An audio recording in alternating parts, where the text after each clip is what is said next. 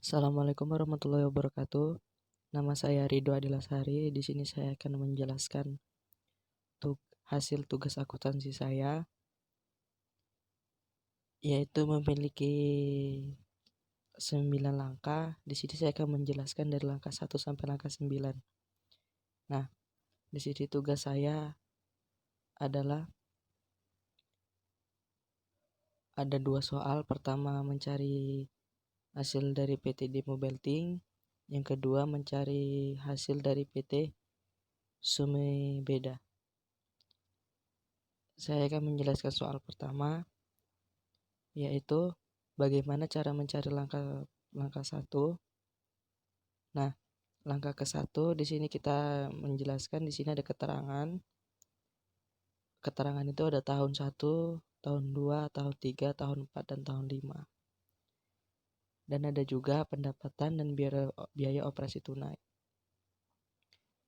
Nah, cara mencari penghitungan dan penyusutan yang yaitu menjumlah angka tahun dibagi dengan tahun tapi menurun, lalu dikalikan harga tetap yang dikurangkan dengan nilai akhir sisa. Setelah itu dihitungkan, maka dapat hasil dari penyusutan.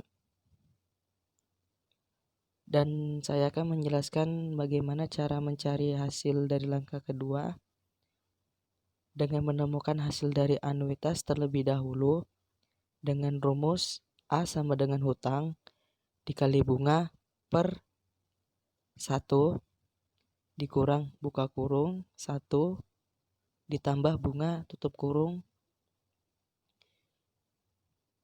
pangkat min N. Nah, min N itu adalah jumlah tahun. Setelah mencari anuitas, maka carilah jumlah pinjaman pada tahun pertama. Nilai didapat dari hutang yang ada di soal. Untuk mencari nilai bunga, yaitu mengalihkan berapa nilai pinjaman dengan berapa persen bunga tersebut. Lalu untuk mencari nilai angsuran, yaitu dengan anuitas dikurang bunga. Selanjutnya saya akan menjelaskan langkah ketiga. Nilainya didapatkan dengan cara memindahkan nilai yang sudah tertera pada langkah sebelumnya. Untuk mencari taks, yaitu EBT, dikalikan berapa persen taks tersebut. Sedangkan untuk mencari nilai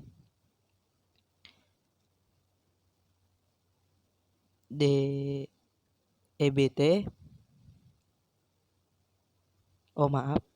sedangkan untuk mencari nilai net cash inflow, yaitu dengan cara nilai IAT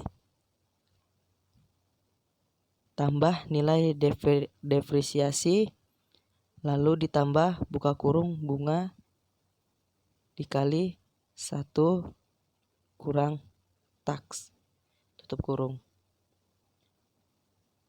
Langkah keempat, untuk mencari WACOC, yaitu dengan cara mengalihkan 3% pertama lalu 2% terakhir.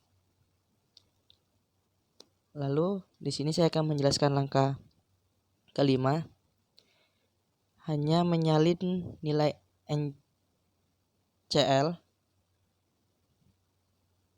NCL yang sudah didapatkan, lalu mencari diskon faktor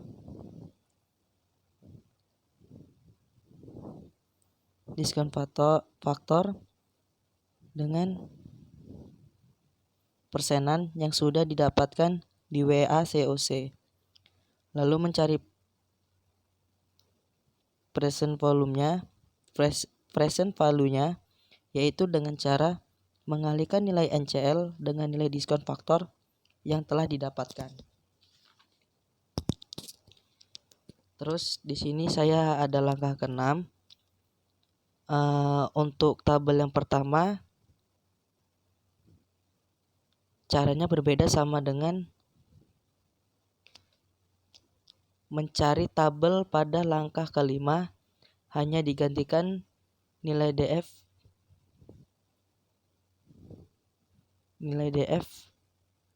digantikan persen, modal sendiri.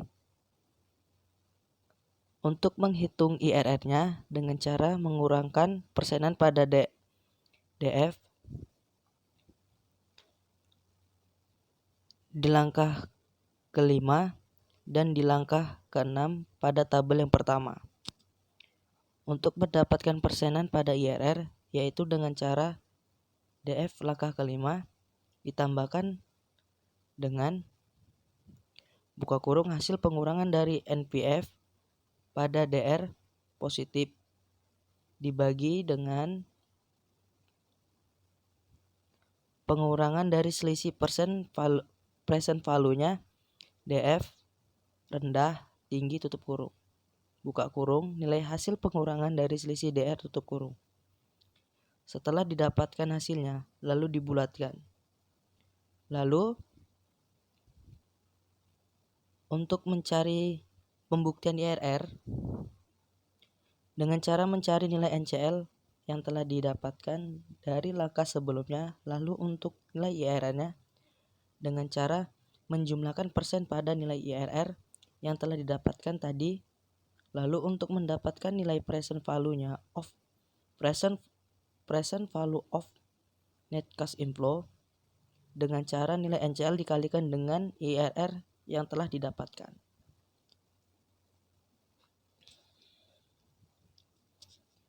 Untuk langkah ketujuh, hanya dengan mencari nilai profitability index atau PI,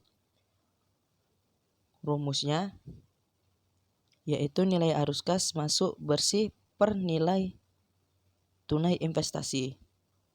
Kalau nilainya di atas 1 itu layak, kalau nilainya di bawah 1 itu tidak layak. Di sini ada langkah ke-8, mencari nilai accounting rate of return atau ARR, yaitu dengan cara ARR sama dengan buka kurung penjualan pada semua nilai EAT pada kolom ketiga tutup kurung per tahun kelima per nilai investasi. Nah, langkah terakhir yaitu langkah ke-9. Di sini saya akan menjelaskan yaitu payback period. Yang pertama, menghitung kembalinya mode proyek investasi melalui arus kas masuk bersih. Yang kedua, menjumlah ke-4 tahun arus bersih. Ketiga, nilai proyek investasi. Keempat, nilai kelebihan atau kekurangannya. Yang kelima, kelebihan atau kekurangannya itu dihitung dengan bulan per tahun kelima dikali 12 bulan. Kesimpulannya kembalinya modal selama berapa tahun atau berapa tahun dari penjumlahan